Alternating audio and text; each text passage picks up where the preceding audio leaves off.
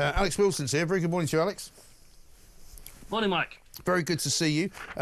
Migration very much the order of the day this morning. It's all over the front pages in one way, shape or form. Keir Starmer is going to speak in about 20 minutes or so, 25 minutes, to the nation, at which he's going to lay out his brand new plan, because the Labour government have suddenly decided they better do something about migration.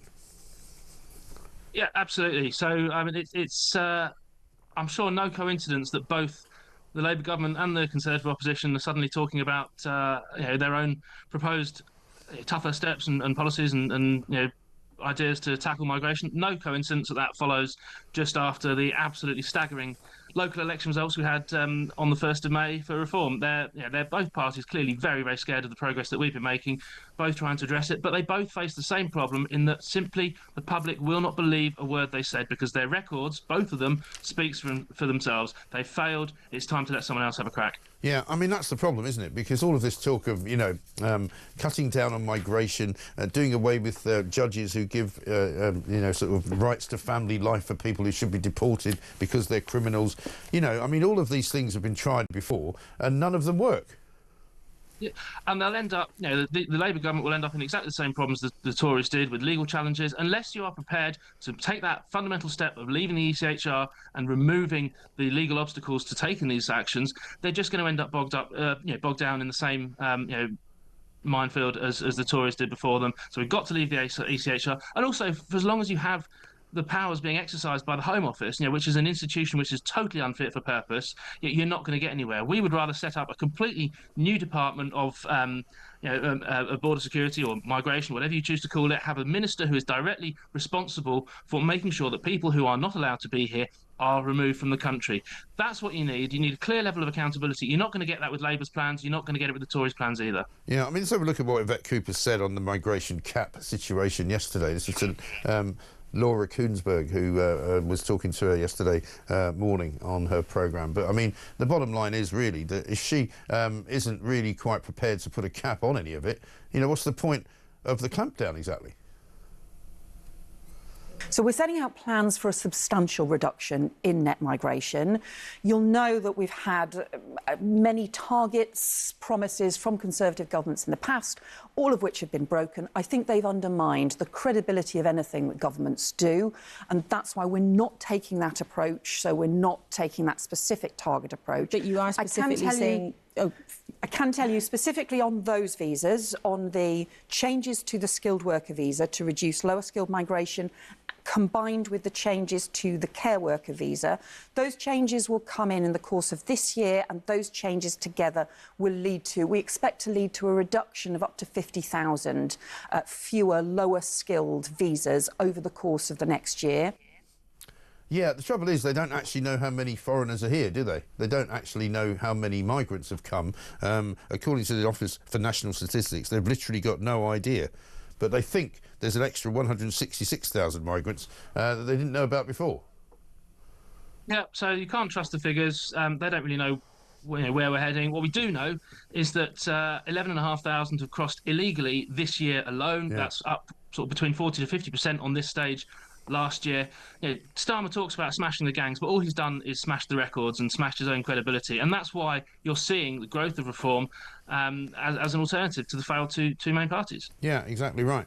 And so let's talk about reform as well, because a poll from Find Out Now has shown Reform UK in second place in London, which says basically that you've made up an awful lot of ground on the other parties. And the figures here are groundbreaking Reform UK in second place on 19%, Conservatives on 17%, Lib Dems on 16%, Greens on 15%, and Labour lead on 30%, but that's down 13%, so they were 43%.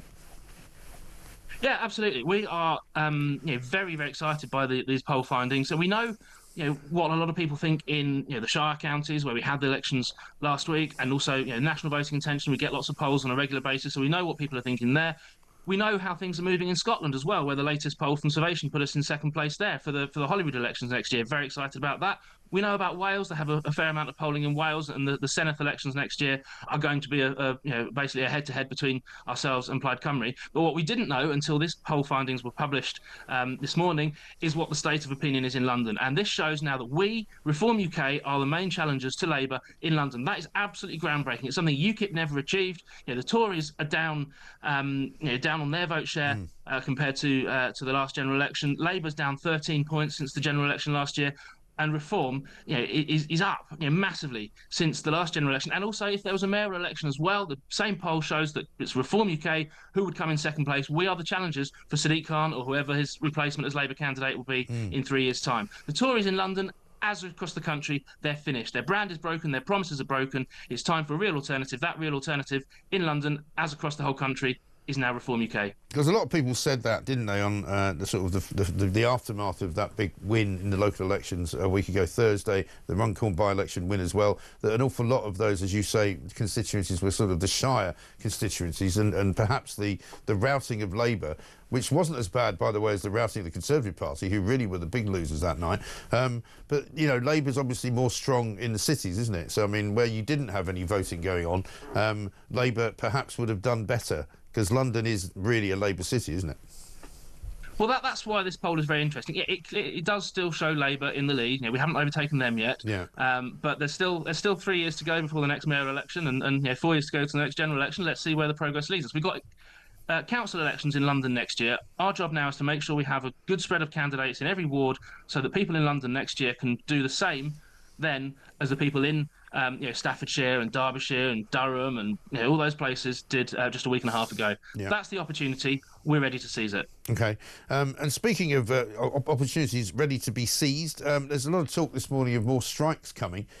We've got the nurses in The Guardian saying that they want to have some kind of a post-junior doctors settlement similar to what the junior doctors got, because they haven't had a proper inflation-busting pay rise. So they're looking at a possibility of 15% coming up. The last time there was a nurses' strike, it wreaked a bit of havoc with the NHS. And the junior doctors are going to come back for more as well. I mean, this is another problem that this country is not going to be in good shape after 4 years of this government, because the country will be paying money hand over fist, not only to pay for all these asylum seekers, but to pay for public sector pay increases. Yeah, well, the Labour government showed their weakness as soon as they came into power, and giving the pay rise to the junior doctors and to the train drivers. They've shown that if you go on strike, you'll get your way, because Labour are dependent on the trade unions. They're the last kind of bastion of support that they have. The ordinary working people, who work in the private sector and actually have to pay for all this, they've run out of patience. It's just the public sector unions that will be back in Labour, so they're in their pocket. Yeah. And what about this one final story I'm going to put to you? Curry houses will be wiped out by Ed Miliband's dash to net zero, perhaps the most worrying story of the day. Apparently, Ed Miliband has been trying to order all Indian curry houses, not just in London, but everywhere, to replace their gas-fuelled tandoori ovens with electric ones, right? But, of course, the electric ones, as you might expect, are a lot more expensive to run. So a lot of the Indian restaurant owners are saying, we can't afford this, we have to shut up shop. Yeah, well, as you know, net zero, we think it's bonkers. We've got the most expensive electricity prices in the Western world. It's killing industry. It's killing chemicals industry. It's killing the steel industry. It's killing automotive industry, and now it looks like it's going to kill the curry industry as well, which is a great shame, because there's nothing I like more than a nice chicken madras. Yes, I was going to ask you what your favourite one is, but yeah, you better make the most of it, because apparently it's about £4.5 billion annually contributed to the economy, by the way, as a result of all the Indian restaurants in this country. So it's not a small amount of money, but it's typical, isn't it, of Labour's kind of profligacy with business. They don't really get it. They don't understand it. Absolutely. They don't understand it, because none of them in their front bench have ever run a business. They've never had to employ people. They've never had to sack people. They've never had to make those difficult decisions and create economic activity. That's why they're a shambles. That's why we've got to get them out. Yeah, indeed. Thank you very much indeed. Alex Wilson, Reform UK London Assembly member.